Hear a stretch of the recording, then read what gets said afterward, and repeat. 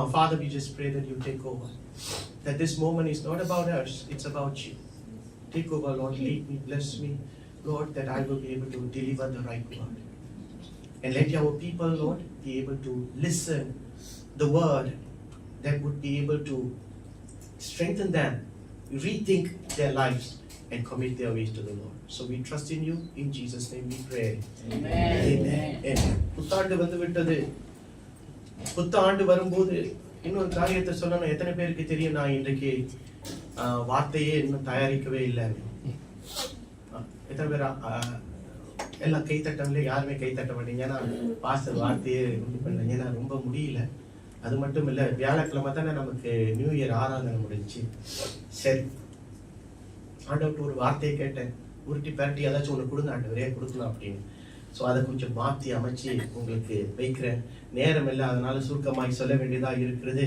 Because a new year has come, we have new resolutions up our sleeves. But yet, எவ்வளவுதான் உடன்படிக்கையும் வாக்கு தத்தங்களும் நமக்கு கர்த்தர் கொடுத்தாலும் one thing remains unchanged. ஒரே ஒரு காரியம் மாறாமல் இருக்கும். என்னவென்று சொன்னா, நம்முடைய 2025வது ஆண்டில இருந்த ஒரு சில காரியங்கள் நம்மை தொத்தி கொண்டு 2026க்குள்ள வந்திருக்கோம். Am I right to say that? அதாவது போன வருஷம் இனிப்பு நீர் இருந்தவங்களுக்கு இந்த வருஷம் இனிப்பு நீர் இல்லைன்னு சொல்ல முடியுமா? சொல்ல முடியாது.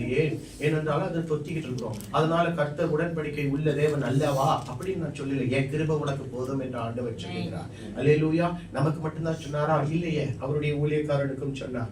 இன்றைக்கு நம்முடைய வாழ்க்கை எப்படி இருக்கும் என்ற ஒரு கேள்வியோடு இந்த இடத்துல இருக்க போகிறோம். 2026 what has God in store for me? எனக்காக ஆண்டவர் என்ன வைத்திருக்கிறார்?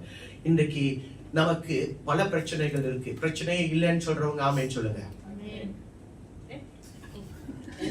Okay,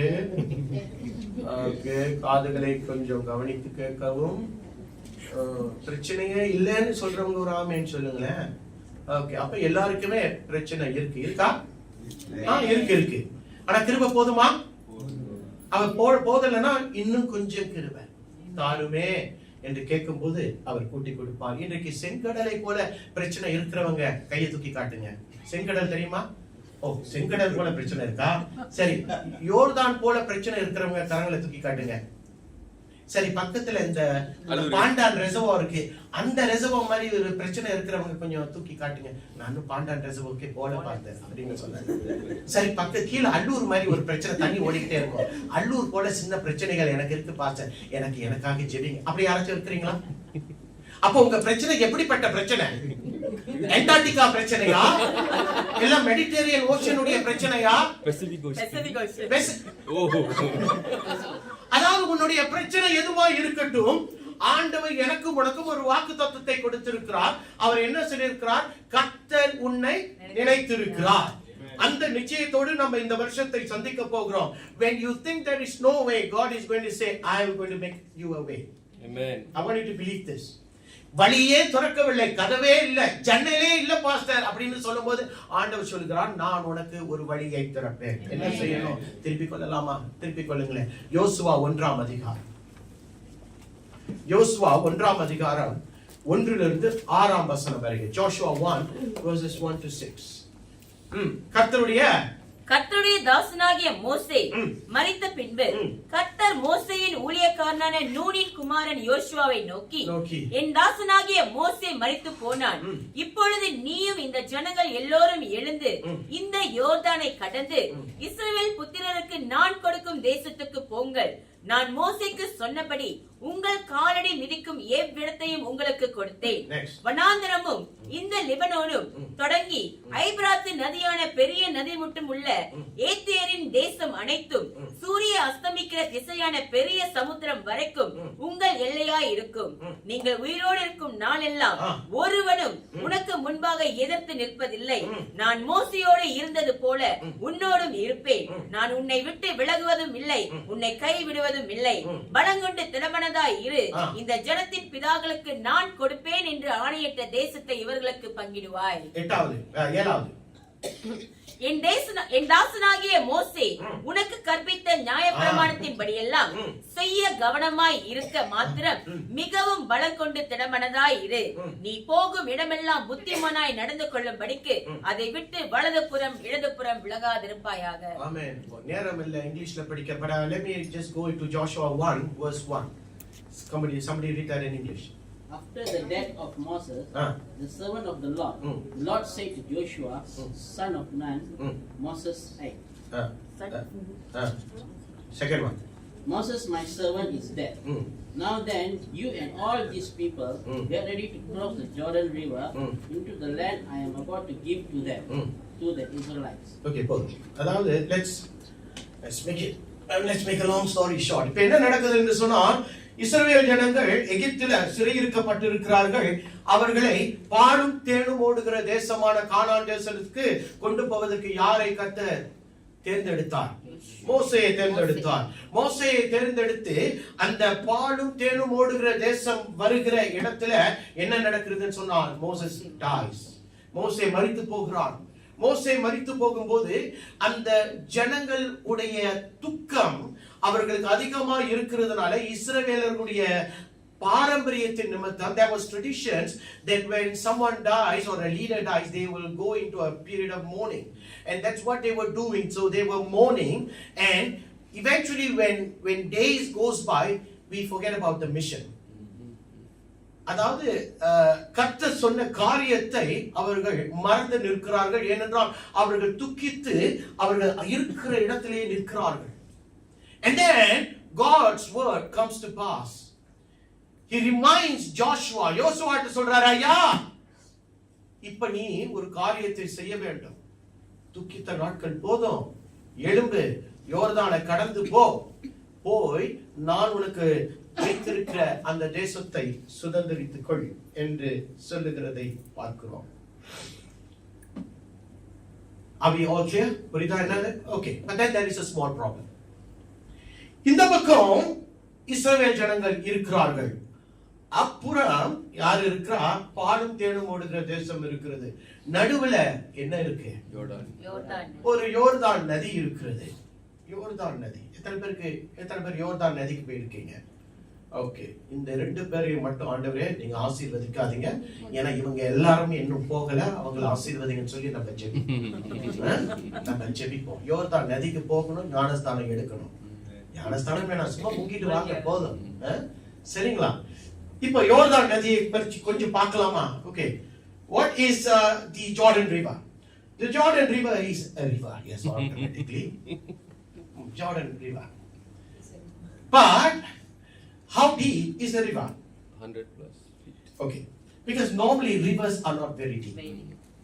Seas are very deep. But this Jordan River is 200 feet deep. Okay, that's one. Where does it start from? It starts from one of the mountains. And where does it start from? It starts from Mount Hermon. Or Hermon. Hermon மலையிலிருந்து அந்த யோர்தான் நதி ஆரம்பிக்கிறதா. யோர்தான் நதி ஆரம்பிக்கிறது சொன்னா Hermon மலை எவ்வளவு தூரம், எவ்வளவு அடி உயரம்? It is 12,000 feet high. Follow the picture. 12,000 feet is how high Mount Hermon is, and the river starts flowing down. How deep is the waters? 200 feet deep. Don't forget that. 200 feet deep.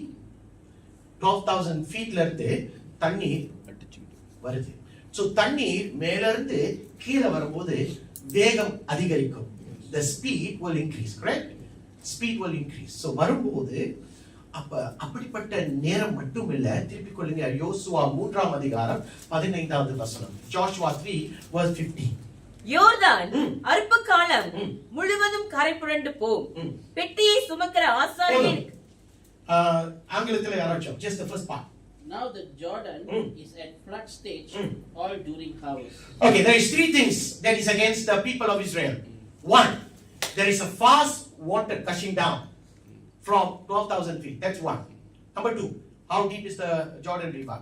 200 feet. Now, third thing, at this point where God is telling his people to cross over, Jordan is at flood stage. Karai purandu kadakkudu. Now, we are not talking about swimmers here from the Olympics. We are talking about men, women, children, animals, old people, and even the ark of the covenant. Correct? இப்ப கடந்து போகணும். சாத்தியமா சாத்தியமில்லையா? Come on, சொல்லுங்க. Naturally, in the natural, is it possible to cross over? No. That's not possible. Okay, we all know that. Okay, we are all on the same page. Now what happens? But God is saying, go over. Go over, because the promised land is not this side. வாக்குத்தத்தத்தின் தேசம் அப்புறம் இருக்கிறது. அதனால நீங்கள் கடந்து போக வேண்டும். So, whose wish is this, that the children of Israel should cross over? Is it their wish or God's wish? அப்ப கர்த்தருடைய சித்தம், கர்த்தருடைய திட்டம் இவர்கள் யோர்தானை கடக்க வேண்டும் என்று சொன்னால், இப்ப அவர்கள் கடக்க வேண்டிய பொறுப்பு யார்கிட்ட இருக்கு? Who is asking them to cross over?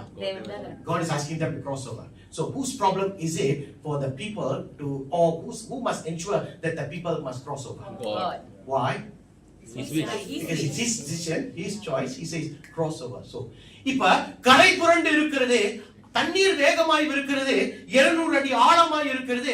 ஆனால் ஆண்டவர் சொல்றாரு, இந்த யோர்தான் நதியிலிருந்து இந்த இஸ்ரவேலர்கள் அப்புறம் போக வேண்டும். அப்போ அவர்கள் தாண்ட வேண்டும் என்று சொன்னால் அந்த பொறுப்பை யார் எடுத்துக்குவார்? ஆண்டவர் எடுத்துக்கொள்ளுவார் என்பதை நாம் அறிந்திருக்கிறோம். இப்ப ஆண்டவர் நம்மிடத்திலும் அப்படிதான் அநேக தடவை சொல்லி இருக்கிறார். கர்த்தர் வாக்குத்தத்தத்தை கொடுத்திருக்கார், நான் உன்னை நினைத்திருக்கிறேன் என்று சொல்லி அடுத்த நிமிஷம் இந்த கதவை தாண்டி போனதுக்கு அப்புறம் நம்ம கர்த்தர் நினைப்பிருக்கிறத மறந்துட்டு இந்த பிரச்சனை இருக்கு, அந்த பிரச்சனை இருக்கு என்று சொல்லித்தான் நாம் பார்த்து கொண்டிருக்கிறோம். மனுஷனுடைய வாழ்க்கையில பிரச்சனை இல்லை என்று சொல்வதற்கு நாமே ஒரு உதாரணம். Correct? We are perfect examples when we say we have problems. யாருக்கு பிரச்சனை இல்லை? பெற்றோர்களுக்கு பிள்ளைகள் குறித்து பிரச்சனை இருக்கு, பிள்ளைகளுக்கு பெற்றோரை குறித்து பிரச்சனை இருக்கு, கணவனுக்கு மனைவியை குறித்து பிரச்சனை இருக்கு, மனைவிக்கு கணவனை குறித்து பிரச்சனை இருக்கு, ஸ்கூலுக்கு போகணும்னு சொல்ற பிரச்சனை இருக்கு, வேலையில சண்டை இருக்கு, பிரச்சனை இருக்கு, தொழில் சரியா செய்யலைய பிரச்சனை இருக்கு, வீட்டுல சாப்பாடு பத்திலே பிரச்சனை இருக்கு. எங்கயா பிரச்சனை இல்ல? எங்க பிரச்சனை இல்ல? சபைக்கு வந்து அவங்க ஒரு மாதிரி என்னை பாக்குறாங்க, இது ஒரு பிரச்சனையா இருக்கு. போதகர் என்ன குத்தி குத்தி பேசுறாரு, இது ஒரு பிரச்சனையா இருக்கு. வார்த்தை எடுத்தீங்களா பத்தியா, இன்னைக்கு போன ஒரு வார்த்தை பாத்தீங்களா, 10 பாஸ்டர் என்ன பத்தி தான் பேசுறாரு, இது ஒரு பிரச்சனையா இருக்கு. அதாவது மனுஷனுக்கு பிரச்சனைகள் பல விதத்துல பல ரூபத்துல இருக்கு. ஆனா இன்றைக்கு பிரச்சனைகள் மேலேயே என் கண்ணை நான் வச்சு பார்த்துக்கிட்டு இருந்தேன்னா நான் எப்படி என்னுடைய யோர்தானை தாண்ட போகிறேன்? If I am going to have my focus on my problems, how am I supposed to cross over Jordan? இதுதான் பிரச்சனை. ஆண்டவர் என்ன சொல்றாரு? தாண்டுன்றாரு. அப்ப என்னுடைய வேலை உன்னுடைய வேலை என்னது? தாண்டணும். சரி, தாண்டுவோம். திருப்பி கொள்ளுங்க. யோசுவா 3ஆம் அதிகாரம் 8வது வசனம் என்ன சொல்லுது? உடன்படிக்கை பெட்டியை சுமக்கிற ஆசாரியரை பார்த்து, நீங்கள் யோர்தான் தண்ணீர் ஓரத்தில் சேரும்போது யோர்தானில் நில்லுங்கள் என்று கட்டளையிடுவாயாக என்றார். ஆங்கிலத்தில் என்ன சொல்லுது? Tell the priest who carry the ark. நல்ல சத்தமா சத்தமா. Tell the priest who carry the ark of the covenant, when you reach the edge of the Jordan's water, go and stand in the river. Or go and stand in the river. Okay. இப்போ ஆண்டவர் என்ன சொல்றாரு? நல்லா கேளுங்க. நீங்களாம் கொஞ்ச நேரம் நில்லுங்க. 4 இளிச்சவாயங்களை கூப்பிடுங்க. யார் இளிச்சவாயன்? ஆசாரியன். அவனை என்ன செய்ய சொல்றாரு? உடன்படிக்கை பெட்டியை தூக்கிக்கிட்டு காலை எடுத்து தண்ணியில வைக்க சொல்றாரு. இப்ப திருப்பி கேட்கிறேன், தண்ணி எவ்வளவு தூரம் ஆழத்துல இருந்து வருது? உயரத்துல இருந்து 12,000 ஆழத்து தூரத்துல இருந்து வருது. ஆழம் எத்தனை? அப்புறம் 3 பணிக்கு என்ன சொல்லுச்சு? கரை புரண்டு கிடக்குது. எந்த ஆசாரியன் கையை தூக்குங்க? ஆசாரியனே, எந்த ஆசாரியன் கையை தூக்கி நான் காலை எடுத்து வைக்கிறேன் சொல்றாங்க. சீக்கிரம் சொல்லுங்க பாப்பா. பிகாஸ் நான் ஆசாரியன், நான் வைக்க மாட்டேன். நான் இப்பவே சொல்லிடுறேன், முடியாது. எனக்கு ஒரு வாழ்க்கை இருக்கியா? முடியாது, நான் வைக்க மாட்டேன். எத்தனை பேர் வைப்பீங்க? இப்ப ஆண்டவர் சொல்றாரு, ஆசாரியன் 4 பேர் தூக்கிட்டு முத காலை வை அப்படின்றாரு. அப்ப பலி யாரு? முத ஆசாரி. நான் பலி இல்லை. ஏனென்றால் புதிய ஏற்பாட்டுல 2 பேதுரு 3:9 படி நம்ம எல்லாருமே ராஜரீக ஆசாரிய கூட்டம். ஆண்டவர் எவ்வளவு நல்லவர் பார்த்தீங்களா? எவ்வளவு நல்லவர். எல்லாரையுமே கால் எடுத்து வைன்றாரு. ஆசாரியனை மட்டும் வைக்க சொல்ல, இந்த ஆசாரியன், அந்த ஆசாரியன், இந்த ஆசாரி, இந்த ஆசாரியன் எடுத்து என்ன சொல்றாரு? காலை எடுத்து வை. ஆழத்தை பார்க்காத, தேகத்தை பார்க்காத, கரை புரண்டு இருக்கிறத பார்க்காத. ஏனென்றால் கரை சேர்க்கக்கூடிய தேவன் நான் சொல்றேன். இன்னைக்கு கிறிஸ்தவர்களை பாருங்க, இன்னைக்கு பிரச்சனை என்ன தெரியுமா? Today's Christians is about seeking after the right gospel. And what is the right gospel today? It's the prosperity gospel. இன்னைக்கு சரியான உபதேசம் என்னவென்று சொன்னார், இதோ அந்த கருப்பு சட்டை அணிந்திருக்கிற அந்த சகோதரனுக்கு கர்த்தர் சொல்லுகிறார், உனக்கு ஒரு 3 மாடி வீடை கர்த்தர் கொடுக்க போகிறார் அப்படின்றாரு. அப்புறம் இந்த பக்கம் ஒரு முடி இல்லாதவரை பார்த்து ஆண்டவர் சொல்லுகிறார், மகனே இதோ இந்த கிரீமை நீ தடவினால் உனக்கு முடி வளரும். இன்றைக்கு இப்படிப்பட்ட தீர்க்க தரிசன வார்த்தைகள் வரும்போது என்ன சொல்லுவாங்க? இன்னைக்கு பாஸ்டர் பேசினார் பத்தியா, இதுதான் மெசேஜ் அப்படின்னுவாங்க. எப்படி மெசேஜ்? இதுதான் மெசேஜ். ஆனால் ஆதி திருச்சபையில பார்க்கும்போது இப்படிப்பட்ட தீர்க்க தரிசனங்கள் வரவில்லை. நானும் ஆண்டனியும் வீட்டுல அன்னைக்கு பேசிக்கிட்டு இருந்தோம். பழைய ஏற்பாடின் தீர்க்க தரிசிகள் என்ன செய்வார்கள் என்று சொன்னால், எச்சரிக்கை வார்த்தைகளை கொடுப்பார்கள். The words that comes out from God is what they are supposed to prophesy to the people. That was prophecy. இன்றைக்கு நல்ல உபதேசங்கள், அதாவது ஆசீர்வாதத்தின் போதனைகளை கொடுக்கிற திருச்சபையை பார்த்து என்ன சொல்லுவாங்க? அந்த சபைக்கு போங்க, ஏன் இப்படிதான் இருக்கும், எப்படி இப்படிதான் இருக்கும் அப்படின்னு சொல்லுவோம். ஆனால் ஆதி திருச்சபையில கண்டித்து உணர்த்துகிற திருச்சபைகளுக்கு, அதாவது நம்ம போல திருச்சபை அப்படி நம்ம சொல்லும் போது ஆட்கள் கம்மியா இருக்கும். ஏனென்றால் they don't want to hear the words that they want to hear. Amen, amen, amen. அவர்கள் விரும்பக்கூடிய வார்த்தைகளை இந்த இடத்துல கிடைக்காது, அதனால இங்க வர மாட்டாங்க. இன்னைக்கு அப்படிதான் அநேக சபைகளில் இதை நாம் பார்த்து கொண்டிருக்கிறோம். பிரியமானவர்களே, கர்த்தர் சொல்லுகிறார், உன்னை நான் பாலும் தேனும் ஓடுகிற தேசத்துக்கு நான் கொண்டு போகிறேன். நீ ஒன்னே ஒன்றுதான் செய்யணும். என்னப்பா செய்யணும்? இந்த யோர்தானை தாண்டணும். ஆனா நீ யோர்தானை தாண்ட வேண்டும் என்று சொன்னா உன்னுடைய எகிப்தின் சுமைகளை வைத்துக் கொண்டு நீ யோர்தானுக்குள்ள தாண்டி நீ கானான் தேசத்துக்குள் போக இயலாது. How many of you understand? You cannot bring your burdens of your Egypt into the Jordan and then cross over to Canaan. ஏனென்றால் எகிப்தில சிறுமை இருந்தது, சிறை இருப்பு இருந்தது, முறுமுறுப்பு இருந்தது, வேதனை இருந்தது, கஷ்டம் இருந்தது. There was everything in Egypt, and God says, I am no longer interested about Egypt. I am more interested about Canaan. Amen.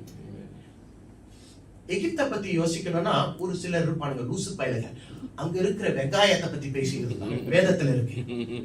He was talking about an onion. அங்க இருக்கிற வெங்காயம், நல்ல வெங்காயம் தெரியுமா?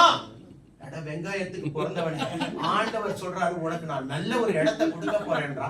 அவ வெங்காயத்தை பத்தி பேசிக்கிட்டு இருக்கான். ஐயா, நான் சும்மா ஜோக்குக்கு சொல்ல, வசனம் அப்படி இருக்கு.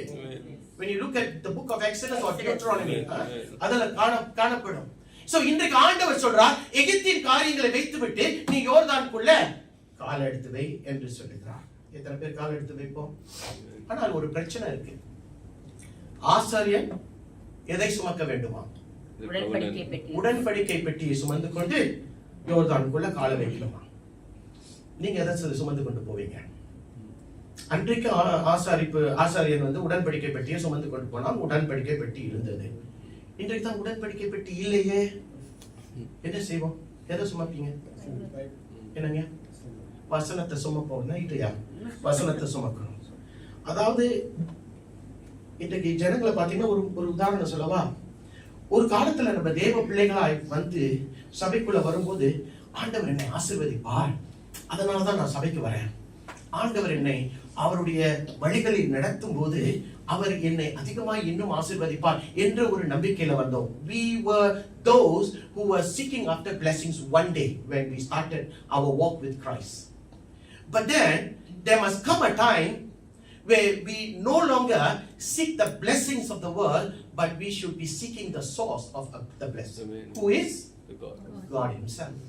ஒரு காலத்துல தேவனை தேடாதபடிக்கு வந்தோம், ஆசீர்வாதம் எங்க இப்ப கிடைக்கும் என்று சொன்னோம். ஏனென்றால் அறியாத காலம், புரியாத காலம். ஆனால் இன்றைக்கு தேவ சமூகத்துல வந்து நிற்கும் போது, ஆண்டவரே உம்முடைய ஆசீர்வாதம் எனக்கு வேணாம், எனக்கு நீங்க வேணும் என்று கேட்கக்கூடியவர்களால் நானும் நீங்களும் மாறணும். ஏனென்றால் அப்படிப்பட்டவர்கள் தான் கானான் தேசத்துக்கு போக வேண்டும். அப்படிப்பட்டவர்கள் தான் கானான் தேசத்தை சுதந்தரிக்க முடியும். எதிர்பார்ப்போடு போகணும்யா. கர்த்தர் செய்வார் என்று சொல்லணும். இவன் செய்வா, அவன் செய்வா என்று காத்திருந்து போக முடியாது. காது உள்ளவர்கள் கேட்கணும். ஆண்டவர் சொல்ற, நீ ஆசாரியன் தான், நீ கால் எடுத்து வை. கால் வச்சா என்ன நடக்குமா? கால் வச்சா யோர்தான் விளக்குமா? The Jordan seems to be frightening. It's fast, it's deep, it's flooded. I wouldn't dare to put my feet down there. But God says, trust me, put your foot on the Jordan and the Jordan will part. Amen. Amen. காலை நீ எடுத்து வைக்கும் போது யோர்தான் விளக்கும். சுனாமியை எத்தனை பேர் பார்த்திருக்கீங்க? டிவியில சுனாமியை பார்த்திருக்கோம். We have seen the disasters of tsunami. நான் ஜப்பான்ல வந்த ஒரு சுனாமியை டிவியில பார்த்தேன். அதோடைய அந்த தண்ணீருடைய வேகத்துல அது மின்னுக்கு எது இருக்கோ எது இல்லையோ வாரி கொண்டு போயிடும். அவ்வளவு அந்த தண்ணீருடைய வேகம். Now I have seen documentaries where somebody is being dragged by the water. தண்ணீர்ல ஒருத்தன் கொண்டு போகிறான். இவன் இறங்கி போய் அழகா புடிச்சு இப்படி கை கொடுக்கிறான். என்ன ஆகுது? அவனையும் தண்ணி வாரிட்டு போயிடுது. ஏன்னு கேட்டா, தண்ணீருக்குள்ள இருக்கிற மணல் இருக்க, வெளியே இருக்கிற மணலுக்கும் தண்ணீருக்குள்ள இருக்கிற மணலுக்கும் வித்தியாசம் இருக்கிறது. வெளியே இருக்கிற மணல் வந்து நல்லா என்ன சொல்லுவாங்க, நல்ல ஸ்ட்ராங்கா ஸ்டெடியா இருக்கும். ஆனா தண்ணீருக்குள்ள இருக்கிற மணல் எப்படி இருக்கும்னு சொன்னா, காலை விட்டா என்ன ஆகும்? அப்படி தெரியலன்னு சொன்னா, பக்கத்துல நம்ம கோதாத்திங்கி இருக்கு. அந்த கோதாத்திங்கி பக்கத்துல அந்த ஒரு கடல் இருக்கு. என்ன கடல்? டெசாரோ இருக்கு. யாராச்சும் மணல் எப்படி இருக்கணும்னா அங்க போய் பாருங்க. ஏன்னா பார்த்தவங்க திருப்பி வரல. பார்த்தவங்க திருப்பி வரல. அதாவது மணல் வந்து ஆழமா இருக்கும். மணல் வந்து ரொம்ப சாஃப்டா இருக்கிறதுனால வாப்பா வாப்பா நான் கையை கொடுக்கிறேன்னு சொல்லும் போது திடீர்னு பார்க்கும்போது நான் காணாம போயிடுறேன். இப்ப அப்படிப்பட்ட ஒரு சூழ்நிலையின் நடுவுல ஆண்டவர் சொல்றார், நீ காலை எடுத்து யோர்தானுக்குள்ள வை. யார் வைப்போம்? சொல்லுங்க, யார் வைப்போம்? கஷ்டம் தானே? புரியுது, எனக்கு தெரியுது. ஆனா ஆண்டவர் சொல்ற, நீ யோர்தானை கடந்து போனாதான், காலை எடுத்து வச்சாதான் உன்னுடைய ஆசீர்வாதம் அங்க இருக்கின்றார். 2026 அதுதான் ஆண்டவர் சொல்லுகிறார். அதாவது 2025 போல உனக்கு 2026 நீ சந்திக்க வேண்டும் என்று சொன்னால் நீ யோர்தானுக்குள்ள நீ காலை வைக்க வேண்டாம். ஆனால் தேவனுடைய வார்த்தை உனக்குள் வந்து விட்டது, சபைக்கு வந்து விட்டது. ஆண்டவர் சொல்றார், நீ விசுவாசத்துடன் காலை எடுத்து யோர்தானுக்குள்ள வேண்டார். ஆனா இதுல ஒரு பிரச்சனை இருக்கு. என்னன்னு சொன்னா, அந்த நேரத்துல தான் தூரத்துல இருந்துலாம் எவனும் சொல்ல மாட்டான், பக்கத்துல இருக்கிறவன் சொல்லுவான். என்ன சொல்லுவான்?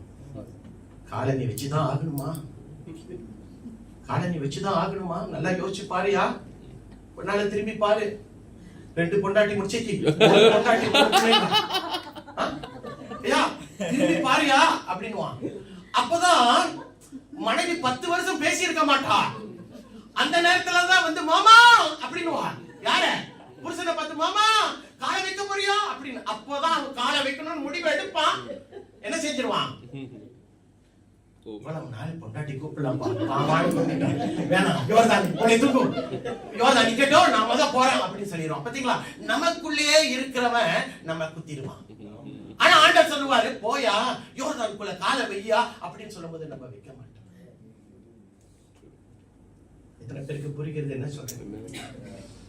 இன்னைக்கு அநேகருக்கு பண தேவைகள் அநேகமாய் உண்டு. Some of us have financial struggles and we always ask God, why is God not blessing us? Let me ask you something. Could it be that you are not blessed? Is it because you have always been at the receiving end and you don't want to give to God. True. Think about it. அநேக நேரங்களில் நாம் பெற்றுக்கொள்ளுகிற இடத்துல நிற்க ஆசைப்படுகிறோம். கொடுங்கய்யா, கொடுங்க, கொடுக்கறத எடுத்து இப்படி வச்சுக்கிறோம். ஆனால் கர்த்தருடைய ராஜ்யத்துக்கு கர்த்தருக்கு கொடுக்கும் போது வர மாட்டேங்குது. Is it because of that God has chosen to stop His blessings? Think about it. Because சங்கீதக்காரன் 37:25 சங்கீதம் 37:25 சொல்றான், நான் வாலிபன் ஆனேன், ஆனால் இப்போ முதிர் வயதானேன், ஏழைகள் குறைப்பட்டதும் அவருடைய பிள்ளைகள் அப்பத்துக்கு ஏதுவதையும் நான் காணவில்லை என்று சொல்கிறான். I was young and now I'm old, but I've never seen the righteous forsaken or their children begging bread. Amen. That's what the psalmist is saying. Meaning, what is he trying to say? God has always been faithful. Yes. God is always true. அவர் உண்மை உள்ளவர், அவர் நீதி உள்ளவர். நீ கொடுக்கும் போது நான் அள்ளி கொடுப்பேன்றாரு. ஆனா நம்ம பெற்றுக்கொள்ளதான் ஆசைப்படுகிறோமே தவிர கொடுப்பதற்கு யோசிக்கிறவர்களா இருக்கும். நம்ம என்ன சொல்லுவோம்? பாஸ்டர், உங்களுக்கு என் பிரச்சனை தெரியாது பாஸ்டர். ஏன்னா உனக்கு ஒண்டிதான பிரச்சனை, பாஸ்டருக்கு பிரச்சனை இல்லைல்ல. வண்டிக்கு யார் டியூ கட்டுறது? என்ன யார் போடுறது? ஏன் பிரச்சனை யார்கிட்ட சொல்றது? சொல்றவங்ககிட்டயும் யாரும் கேட்கறது இல்ல. நம்ம என்ன செய்யறது? எல்லாருக்கும் பிரச்சனை இருக்குங்கயா, பிரச்சனை இருக்கு. பிரச்சனை இல்லைன்னு நான் சொல்லல. ஆனால் அந்த பிரச்சனையை நடுவுல கர்த்தர் சொல்லுகிறார், காலை எடுத்து நீ யோர்தானுக்குள்ள வை, உன் பிரச்சனையை நான் மாத்துறேன், ஏன் இது உனக்கு புரிய மாட்டுது என்று ஆண்டவர் நம்மகிட்ட சொல்றார். ஏன்னா அநேக நேரங்களில் நம்ம சூழ்நிலையை பார்த்து தானே வாழ்றோம்.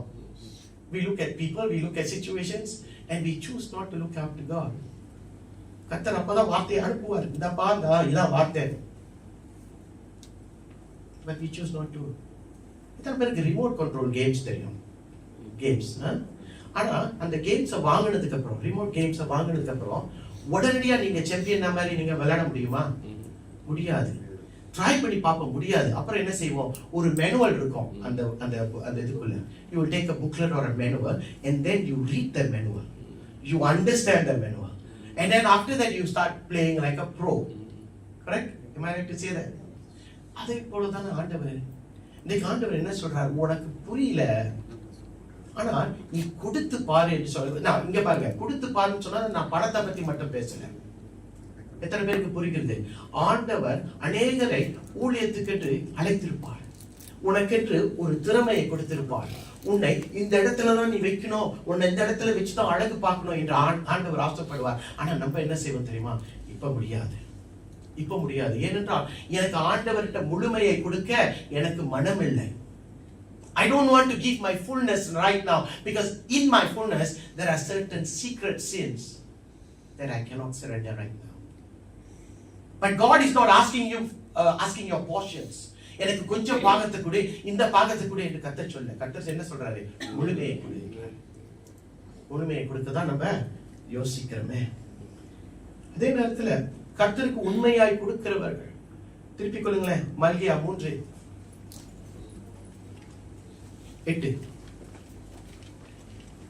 The book of Malachi 3 verse 8, 9, 10, 11.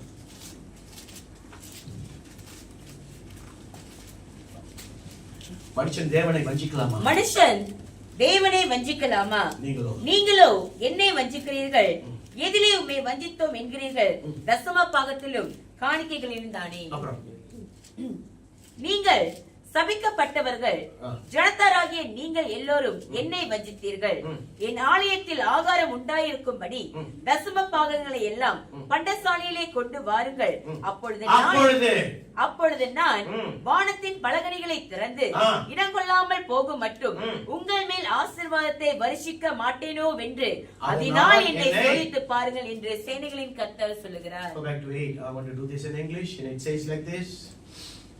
Will a mere mortal rob God? Yet you rob me. But you ask, how are we robbing you? In tithes and in offerings. And God says, you are under a curse. Your whole nation. Why are you under a curse? Because you are cheating, robbing God. You are robbing God. And what does 10 says? Now bring the whole tithe into the storehouse, that there may be food in whose house? My house. In God's house. he says this, listen to me, this is a very key word for all of us for 2026. Test me in this, that's what he says. Says the Lord Almighty, and see if I will not throw open the floodgates of heaven and pour out so much blessings that there will not be any room enough to store it. There is only one area in the Bible where God says, test me, and it is in the area of giving. Amen. ஒரே ஒரு இடத்துல என்னை சோதித்து பாருங்கள் என்று ஆண்டவர் சொல்லுகிறார் என்று சொன்னால் அது ஆண்டவரிடத்துல உண்மையாய் கொடுக்கிறவர்கள் மத்தியில. சில நேரங்களில நாம் கர்த்தருக்கு உண்மையாய் கொடுப்பதில்லை, கொஞ்சத்தை கொடுக்கிறோம். என்ன சொல்றோம் தெரியுமா? என் பிரச்சனை அப்படி, எனக்கு இவ்வளவு இருக்கு, அவ்வளவு இருக்குன்னு சொல்லிட்டு நாம் we are robbing God. I'm so sorry, that's what the Bible says. In our tithes we are supposed to be very right. Meaning ஆண்டவர் நம்மை ஆசீர்வதித்து எத்தனை சதவீதத்தை கேட்கிறார்? 10%. Well, he is a rightful owner for you and for me. He can demand 90%, can he? Or can he not? He can, but he only never demands. He asks of you to offer 10%. And sometimes அந்த 10லயே இன்னொரு 10 நம்ம பாக்கெட்ல திணிச்சுக்கிறோம். அப்புறம் எப்படி கர்த்தர் நம்மை ஆசீர்வதிப்பார்? How do you expect blessings from the Lord when you are kind of robbing him? Am I making sense here? Yes.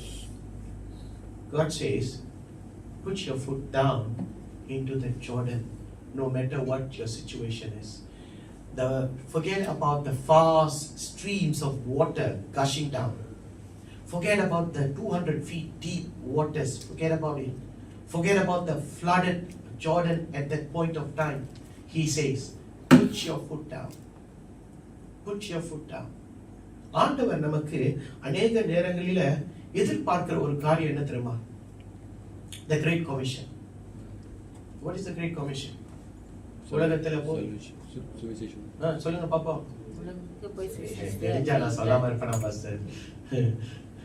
திருப்பி கொள்ளுங்க. மத்திய 28 உலகமெங்கும் போய் சுவிசேஷத்தை 28 20 திருப்பி கொள்ளுங்க. 28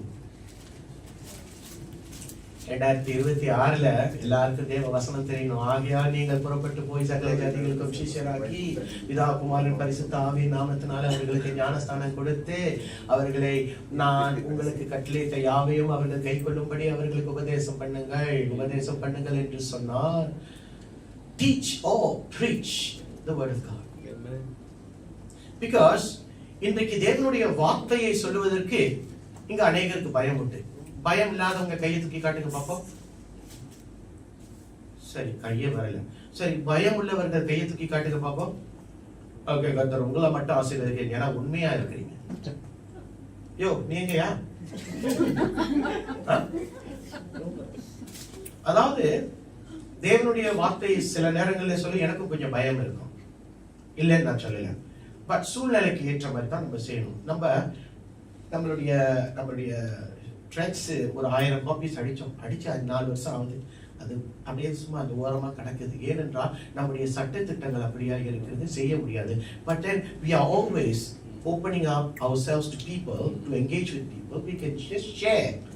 We are not going to impose our God onto others. No, that's not our job, because there is a responsibility there for you to preach or share the word of God. எழுப்புதல் வரல என்று சொல்லி நம்ம எல்லாருமே என்ன செஞ்சுக்கிட்டு இருக்கோம்? ஏன்பா எழுப்புதல் வரல? ஏன் என் மனைவி ரட்சிக்கப்படல? ஏன் என்னுடைய உற்றார் உறவினர்கள் ரட்சிக்கப்படல? ஏன் என்னுடைய வேலை இடத்துல அவ்வளவு சொல்லி ரட்சிக்கப்படலைன்னு சொல்லும் போது, எழுப்புதலை குறித்து நான் படிச்சிருக்கிறேன், எனக்கு தெரியும். ஆனா எழுப்புதலுக்குள்ள நான் போக மாட்டேன். ஏன்னா எழுப்புதலுக்குள்ள போகிறதுக்கு வேறவங்க இருக்கிறாங்க என்று நானும் நீங்கள் நினைச்சு கொண்டு இருக்கிறோம். Because we always think that revival is exclusive for certain people, not for me. But that's not true. எழுப்புதல் எப்படி வரும்னு சொன்னா, நானும் நீங்களும் போய் சுவிசேஷத்தை சொல்லலாம். நானும் நீங்களும் போய், you have to share the word. You are not going to force the word. Share the word. ஆனால் வார்த்தையை சொல்லுவதற்கு முன்பாக ஜெபித்து போங்க. ஜெபித்துட்டு நீங்க போய் சுவிசேஷத்தை சொல்லுங்க. தேவனுடைய ஆவியானவர் உங்களுக்கு முன்பாய் போய் அந்த காரியத்தை சரி செய்வார். எத்தனை பேருக்கு புரிகிறது? இன்றைக்கு நானும் நீங்களும் ஏன் சுவிசேஷத்தை சொல்ல மாட்டேன்னு சொன்னா, என்னுடைய யோர்தானை நான் கடந்து போறதுக்கே எனக்கு நேரம் இல்லையே பாஸ்டர். எனக்கு ஏன் யோர்தானை எப்படி கடக்கிறதுன்னு தெரியல.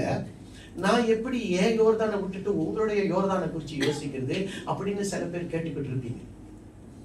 But people, no matter what your situation is, no matter how deep your Jordan is, God is saying, put your foot down. In this fast running waters, put your foot down. Forget about the 200 meters deep, or 200 feet deep, excuse me. Forget about how deep it is. கால் எடுத்து வை என்று கர்த்தர் சொல்லுகிறார். இப்ப இன்னைக்கு அநேக இடங்களில நானும் நீங்களும் கொஞ்சம் யோசிக்க வேண்டியது அவசியமாய் இருக்கிறது. நாம் அதை சொன்ன பார்த்தீங்களா, சில நேரங்களில சில கடினமான உபதேசங்களை பேசும்போது எப்படி பாஸ்டர் இப்படி பேசுறாரு அப்படின்னு கேட்கிற கூட்டம் இருக்கு. ஏன் பாஸ்டர் இதை பேசுகிறார் என்று கேட்காதவர்கள் இருக்கிறார்கள். Sometimes when we speak something which is from the word of God itself, people do not want to accept it. ஏற்றுக்கொள்ள மாட்டாங்க. ஓ, இது கடினமானது, இது கடினமான உபதேசம், அதனால என்ன செய்வாங்க, வேற சர்ச்சுக்கு போயிடுவாங்க. அப்புறம் அந்த பாஸ்டர் அப்படி செய்வாரு, அப்புறம் என்ன செய்வாங்க, வேற சர்ச்சுக்கு போயிடுவாங்க.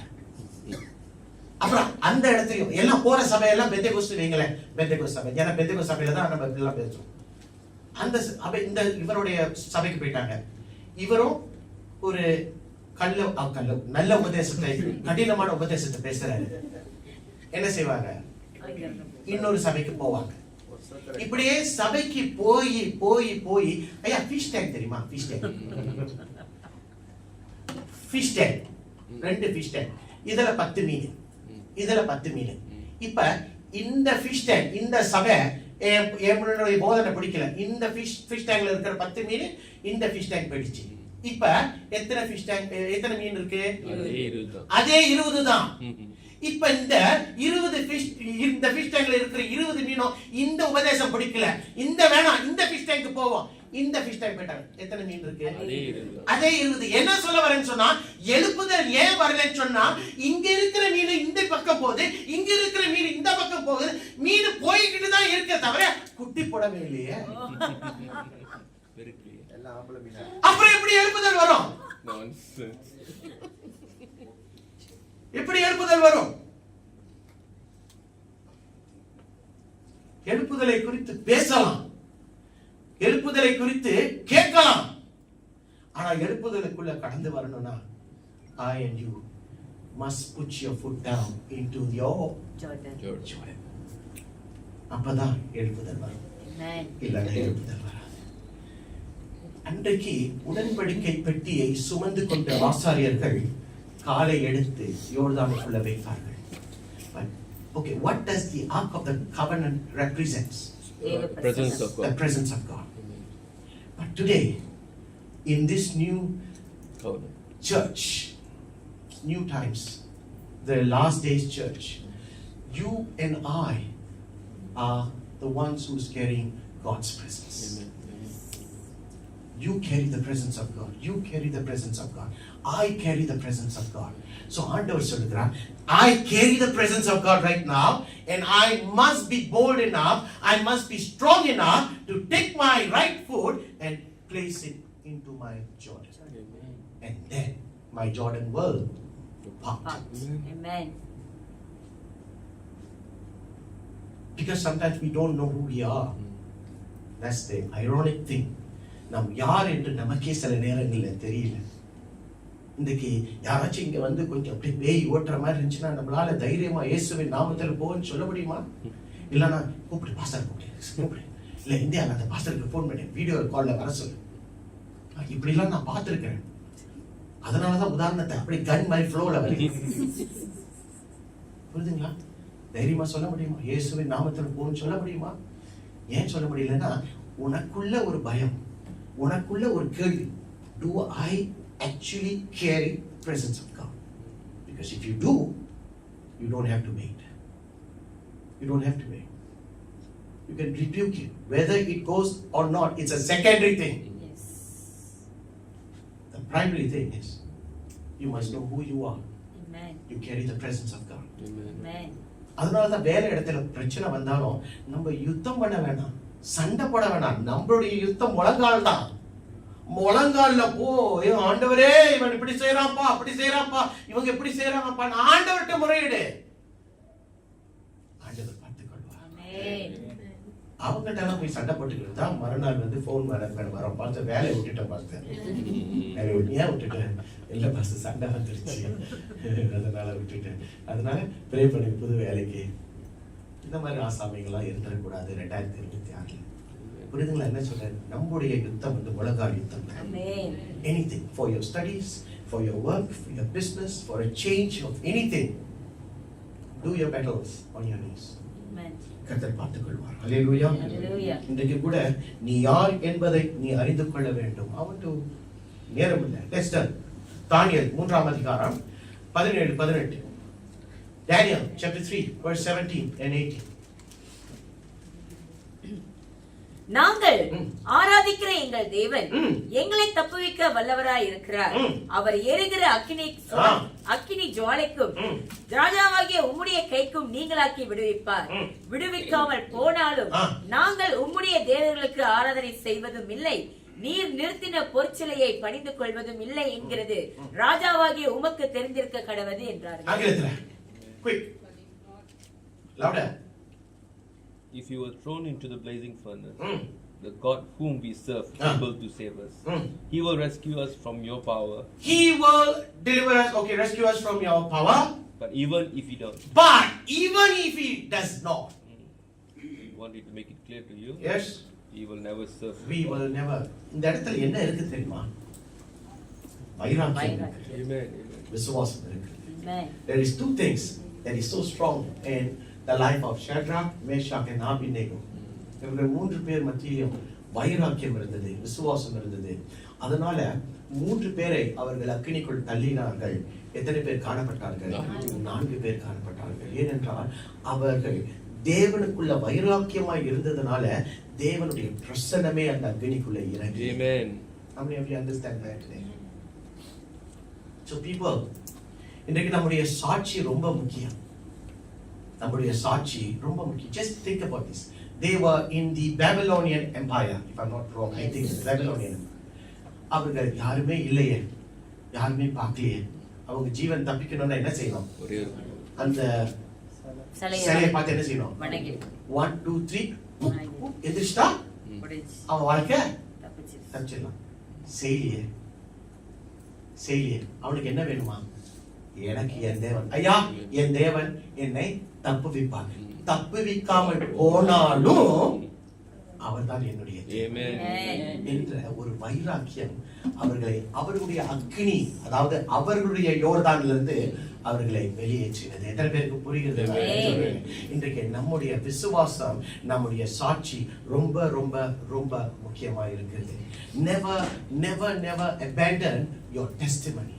Your testimony is super important. சில நேரங்கள்ல சபைக்கு வந்தா நம்முடைய சாட்சி எப்படி இருக்கும்? இயேசு கிறிஸ்துவோட பக்கத்து வீட்டு சொந்தக்காரங்க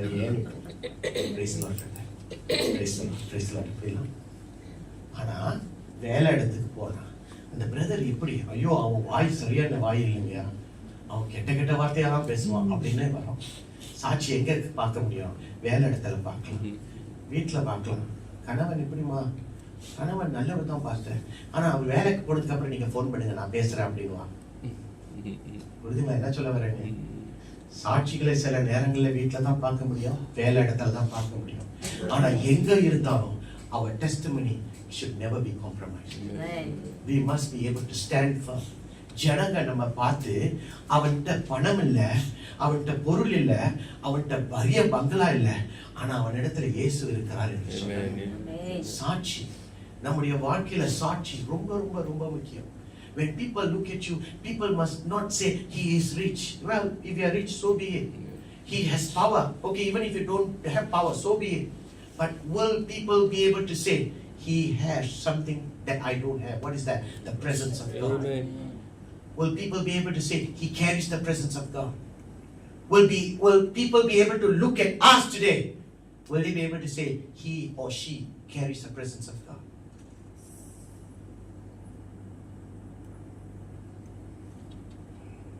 Pretty quiet in this church today, huh?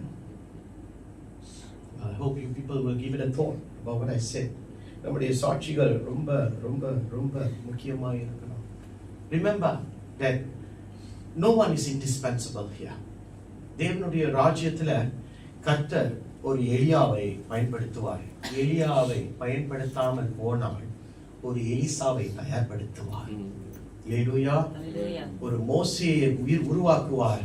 மோசேயை அவர் மரித்து போக வைத்த பின்பு அவனுடைய பணிவிடைக்காரனாகிய a servant for Moses, யோசுவாவை கர்த்தர் பயன்படுத்துவார். So when the opportunity comes for you to be made available for God, கர்த்தருக்காக கர்த்தர் சொல்லுகிறார், உன்னை நான் ஆயத்தப்படுத்த விரும்புகிறேன், ஒப்பு கொடுக்கிறாயா என்று சொல்லும் பொழுது நானும் நீங்களும் என்ன செஞ்சிடணும்? ஒப்பு கொடுத்துடணும். Because the goodness of God will only begin with obedience. கீழ்ப்படிதல் அது ஆரம்பிக்கும் போதுதான் மற்ற படிகள் நம் மத்தியில வந்து சேரும். இன்றைக்கு நானும் நீங்களும் ஒரு முடிவு எடுக்கணும். பிரியமானவர்களே, பவுலுடைய வாழ்க்கையில 2 கேள்விகள் தான். என்ன கேள்வி? There was 2 questions and that changed his entire life. What was this first question? யார் ஆண்டவரே? That was the first question Paul asked. Who are you, Lord? Then Jesus said, I am Jesus whom you are persecuting. And the next question is, what am I supposed to do? And these 2 questions transformed his life. And the 2 கேள்விகள் அவன் வாழ்க்கையே மாற்றியது. அவன் தேவனுடைய சமூகத்தில் ஒப்பு கொடுத்தான். சவுலானவன் பவுலாய் மாறுகிறான். People, 2026 is about taking a step forward. உன்னுடைய யோர்தானுக்குள்ள நீ காலை எடுத்து வைப்பாயா? இல்ல பாஸ்டர், ரொம்ப ஆழமா இருக்கு. ஆண்டவர் சொல்றார், கடக்க சொல்லுகிறவன் நான் தானே. தண்ணீர் வேகமா வருது பாஸ்டர், கடக்க சொல்லுகிறவர் நான் அல்லவா? யோர்தான் கரை புரண்டு கிடக்குது பாஸ்டர், உன்னை கரை சேர்க்கக்கூடியவர் நான் அல்லவா? அவர் சொல்றாரு, இவ்வளவு ஆண்டுகள் உன்னை காலை எடுத்து வெய்யின்னு சொல்லி கூட நீ வைக்காம இருந்திருக்கிறிய. இந்த வருஷமும் 2026ஆம் ஆண்டுல நான் உங்கள்கிட்ட கேட்கிறேன். ஆண்டவர் கேட்கிறாரு, கால் எடுத்து வைப்பியா? Only when you in faith take your foot down and place it into the Jordan will your Jordans part. என்றைக்கு நீ தைரியமாய் விசுவாசத்துடன் உன்னுடைய காலை எடுத்து உன்னுடைய யோர்தானுக்குள்ள உன் சூழ்நிலையை பார்க்காம, நெருக்கத்தை பார்க்காம என்றைக்கு நீ காலை எடுத்து யோர்தானுக்குள்ள வைக்கிறாயோ அன்றைக்கு தான் உன்னுடைய யோர்தான் விளக்கும். இவன் சொல்லுகிறான் அவன் சொல்லுகிறான் என்று கேராதபடிக்கு, ஆண்டவரே நீர் என்னிடத்துல சொல்லி இருக்கிறீர், நான் என் காலை எடுத்து வைப்பேன் என்று எத்தனை பேர் சொல்லுகிறீர்களோ அத்தனை பேருடைய யோர்தான்களை கர்த்தர் விளப்பார்.